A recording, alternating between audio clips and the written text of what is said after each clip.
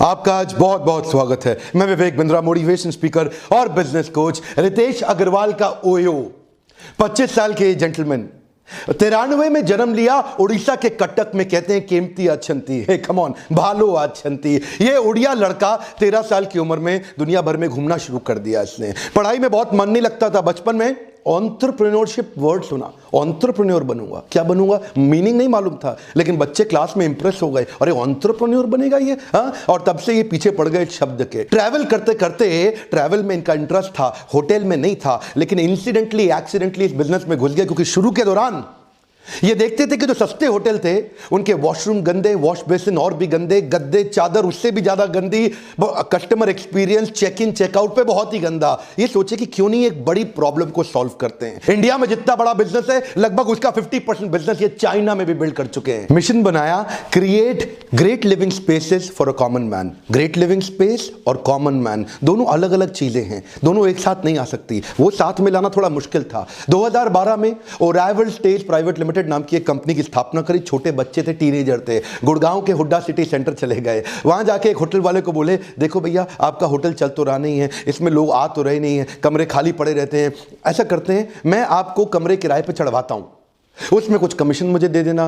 तो मालिक ने बोला, जा बेटा जा, बहुत साल हो गए मुझे काम धंधा करता। लोगों को विश्वास नहीं था, छोटा बच्चा था ना ये, लेकिन इसने उन्हें बोला कि देखो अगर लॉस हुआ तो मेरा, प्रॉफिट हुआ तो आधा आधा।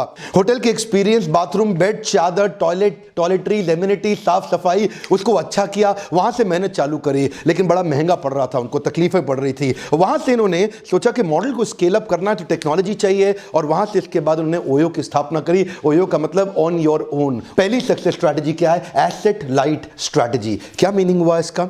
इन्होंने ध्यान से देखा, अनब्रांडेड होटल्स बहुत सारे हैं। ये एक बड़ा यूनिवर्स है अनब्रांडेड होटल्स का।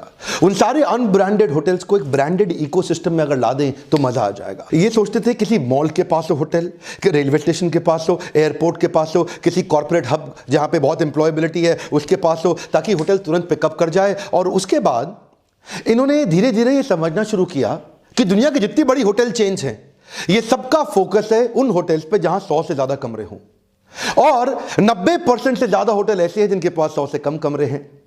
10% होटल ऐसे हैं जिनके पास 100 से ज्यादा कमरे हैं। वो 90% होटल्स पे कोई ध्यान नहीं दे रहा था। इस बात को जरा पकड़िएगा मेरी। वो मार्केट जिस पे कोई ध्यान नहीं दे रहा था, वहां पे इन्होंने ध्यान दिया। एक 4 स्टार होटल बनाने में 60 करोड़ लग जाता है, एक 5 स्टार होटल बनाने में 125 से 150 करोड़ लग जाता है, और उसके बाद प्रॉफिट निकालना मुश्किल हो जाता है, उसमें ROI आता नहीं है। ये सोचे मैं होटल बनाऊंगा नहीं, बने हुए होटल के साथ पार्टनरशिप करूंगा, और खासतौर से उन पे काम करूंगा जो 100 से कम कमरों वाले छोटे होटल्स हैं, क्योंकि उन पे कोई ध्यान नहीं दे रहा। और वहां से 1000-2000 रुपए प्राइस पॉइंट वाले कस्टमर को delightful great consumer experience create करके दूंगा। और इससे आता है मेरा second point, end to end responsibility for customer experience. ये क्या कहते हैं? एंड टू एंड मतलब शुरू से आखिरी तक सारी जिम्मेदारी कस्टमर को खुश करने की मेरी है। आप होटल के मालिक हैं, आपको टेंशन नहीं लेना, अब मैं करूंगा। अच्छा, तुम कैसे करोगे यार? ऐसा होटल का मालिक इनको बोला। तो क्या बोले, जब कस्टमर को होटल ढूंढना होता है वो मैं कराऊंगा कि आसानी से उसको होटल मिल जाए, बुकिंग कैसे आसानी से हो जाए, check in easy, checkout easy, और अंदर सारे वर्ल्ड क्लास एक्सपीरियंस। इससे इन्होंने बिल्ड किया अपनी तीसरी स्ट्रैटेजी, जिसको क्या बोलते हैं? Predictability will bring repeatability. अब प्रिडिक्टेबिलिटी का मतलब क्या हुआ? ध्यान से देखते थे, क्या चीज चल रही है उसको रिपीट कर दो, जो चीज बढ़िया चल रही है उसको रिपीट कर दो। तो इन्होंने क्या किया? अफोर्डेबल बना दिया, प्रिडिक्टेबल बना दिया, और हर जगह अवेलेबल बना दिया। अब चाहिए था इनको स्पीड और स्केल, तो उसके लिए इन्होंने बिल्ड करी टेक्नोलॉजी। चौथा point, technology for speed and scale. ये जानते थे अगर मुझे तेज चलना है और बड़ा करना है तो टेक्नोलॉजी बड़ी इंपॉर्टेंट है। 8 साल की उम्र से इन्होंने कोडिंग शुरू कर दी थी। टेक्नोलॉजी के मामले में बहुत तेज थे। ये जानते थे, इन्होंने मोबाइल ऐप भी ऐसा बनाया कि 3 क्लिक 5 सेकंड कमरा बुक। इनकी अपनी टीम है, हर जगह एक मैनेजर होता है इनका, हर देश में जहां जहां इनका ओयो चल रहा है वो एक अपना क्रिप्टॉन मोबाइल ऐप यूज करता है, जो इनका इंटरनल ऐप है। उस ऐप की मदद से ये वहां के हर होटल की प्रॉपर्टी का रेट ऑफ रिटर्न कैसा आएगा, उसका यील्ड कैसा आएगा, कितना कमाऊंगा, कितनी इन्वेंट्री उसमें चढ़ रही है, कितनी उसमें बुकिंग, उससे क्या होगा, ये उसके प्राइस पॉइंट को डिसाइड कर पाते हैं कि ये कमरा मुझे कितने रुपए में चढ़ाना है। थोड़ा मैं इसको साधारण भाषा में समझाता हूं। मान लो अगर इनके 10,000 होटल है तो हर होटल पे एक मैनेजर प्राइस पॉइंट के लिए लगाना पड़ेगा, तो मतलब 10,000 मैनेजर चाहिए। लेकिन अब क्या किया, इस क्रिप्टॉन ऐप की मदद से वो 10,000 लोगों का काम 50 लोग कर लेते हैं। इनका विराट रूप समझने के लिए 5वीं स्ट्रैटेजी समझिए, focus team for acquisition and expansion. ये एक अलग डेडिकेटेड फंक्शन, एक टीम बनाई है जिससे हम नए होटल्स, नए पार्टनर्स को एक्वायर करें और बिजनेस को एक्सपैंड करें। इस टीम का केवल यही काम है कि नई प्रॉपर्टीज के साथ पार्टनरशिप को कैसे बिल्ड किया जाए। अभी तो 2.25 लाख कमरे हैं, लेकिन अब इनका टारगेट है कि हर महीने 50,000 कमरे अपनी इन्वेंट्री में बढ़ाते चले जाएं।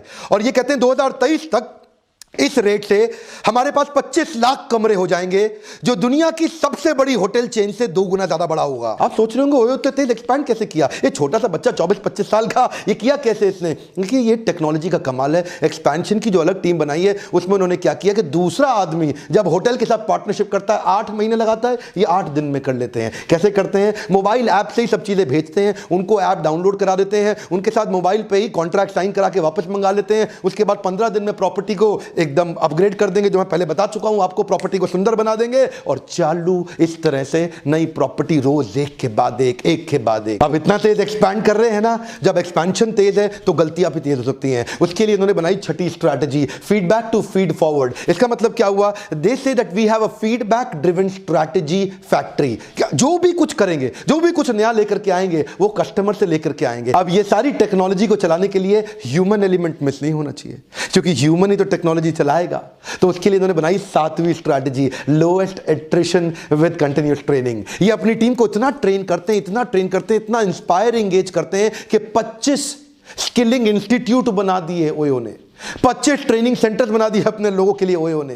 कंटिन्यूस इतनी ट्रेनिंग देते हैं कि इनके जो 11 सीएक्सओ मतलब जो टॉप मैनेजमेंट के लोग हैं, वो जब से ज्वाइन किए उन 11 में से एक भी आदमी इनको छोड़ के नहीं गया कभी भी। आदमी हायर करने से पहले 5 चीजें देखते हैं, उसका स्किल कैसा है यानी कि कार्य कुशलता, उसका विल कैसा है यानी कि कार्य करने की इच्छा, उसमें हार्डवर्क करेगा कि नहीं करेगा, ये तीसरी बात, और चौथी चीज चेक करते हैं कि क्या वो मैनेज कर सकता है चीजों को, ऑपरेशंस, डेटा, नंबर, और 5वीं चीज क्या वो लीडर यानी कि मैनेजर भी और लीडर भी, लीडर मतलब इंस्पायर भी कर सकता है, तो मैनेज भी करे, इंस्पायर भी करे। इस तरह से बढ़िया टीम डेवलप करी। ये जो 7वीं स्ट्रैटेजी मैंने आपको बताई ना, ग्रोथ की, lowest attrition with continuous training, इसने इनको बड़ा फायदा दिया कि आज एयरबीएनबी मिल से टक्कर नहीं ले पा रहा। ट्रेनिंग का बहुत फायदा है सर, बहुत फायदा है। अपने ऊपर इन्वेस्ट करना चाहिए। यही आपका छोटा सा दिमाग जो आपको सब कुछ कमा के देगा, आप इस पे समय नहीं लगा रहे, इस पे पैसा नहीं लगा रहे। और मैं यही कल्चर इस देश में बिल्ड करना चाहता हूं। अमेरिका के अंदर हर एम्प्लॉय, हर बिजनेसमैन साल में 100 घंटे की ट्रेनिंग लेता है, और हमारे देश में साल में कोई 2 घंटे की ट्रेनिंग भी नहीं लेना चाहता। आपसे रिक्वेस्ट कर रहा हूं, अपने ऊपर कर रहे हो इन्वेस्ट, किसी पे नहीं कर रहे। ये जो लोग जीप पे इन्वेस्ट करते हैं,